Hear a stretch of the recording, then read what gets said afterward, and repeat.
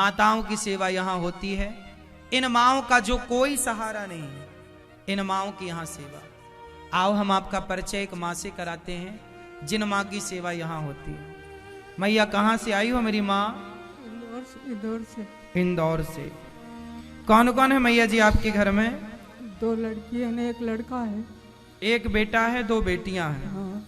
तो बेटा है आपका, फिर भी आपको यहाँ रहना पड़ रहा है, क्यों? वो सास का कहना में, सास बोले जो करे। मैं खुद 15-16 साल से किराए से थी। तो बेटा आपकी नहीं मानता ना सुनता ना सेवा करता? नहीं करे वो सेवा। लड़की उड़के भी नहीं माने, हमको भी नहीं माने। ये माँ है, इनका एक बेटा है। वो बेटा अपनी सास की तो सुनता है, अपनी पत्नी की तो सुनता है, लेकिन अपनी माँ की सेवा नहीं करता। सास की भी सुनना चाहिए, पत्नी की भी सुनना चाहिए, पर माँ का अधिकार आप पर ज्यादा है। इसलिए माँ को भी खुश रख। पुरुष का धर्म है कि वो बैलेंस बना के चले। पत्नी को भी खुश रखना है। पत्नी की माँ वो भी आपकी माँ है और आपकी माँ भी आपकी माँ है। आप पत्नी और पत्नी की माँ को खुश रखते हैं पर अपनी माँ को घर से निकाल देते हैं। क्या ये न्याय है? क्या ये धर्म है? सेवा सबकी कर लो, अपनी सास की भी करो यदि उसे आवश्यकता है तो।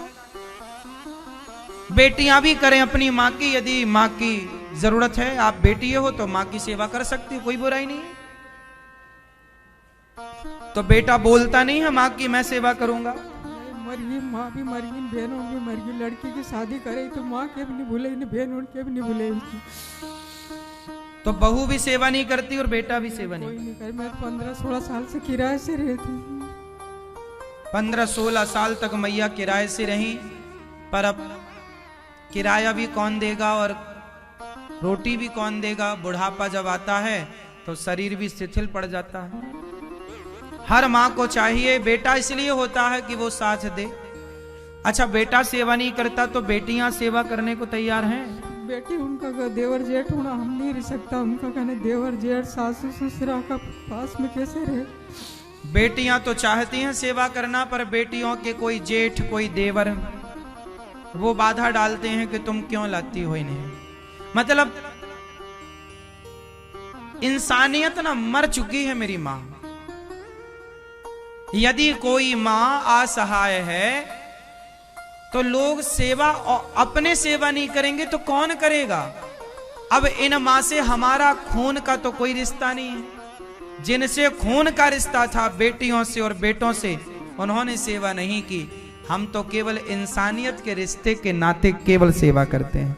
इंसानियत का रिश्ता है, हमसे खून का रिश्ता तो नहीं है, इंसानियत का संबंध है। यदि हम इंसानियत का फर्ज निभा सकते हैं तो इनकी अपनी बेटियां और बेटियों के ससुराल पक्ष के सारे लोग, क्या वो एक इंसानियत का फर्ज नहीं निभा सकते? भूल जाओ कि आपके ये रिश्तेदार। इंसानियत के नाते इंसान ही इंसान के काम नहीं आएगा तो भला कौन किसके काम आएगा? लोग कुत्तों को तो रोटी देते हैं, कुत्तों को तो बिस्किट देते हैं, लेकिन इंसानों को रोटी की जरूरत पड़ जाए तो इंसानों को लोग रोटी नहीं देते। कुत्तों को भले देंगे, इंसानों की। भाई जीव की सेवा सबकी करो, तो सब में मां भी तो है। अब देखिए, मां के ना बेटियां तैयार हैं, बेटी में ससुराल पक्ष तैयार नहीं है मां को रखने के लिए, और बेटे में बेटा तैयार नहीं है रखने के लिए बहू तैयार नहीं है सेवा करने के लिए। अब बताओ मां अकेली हो गई कि नहीं? अब बताइए मां बेसहारा हो गई कि नहीं? अब इन बेसहारा का कौन सहारा बनेगा?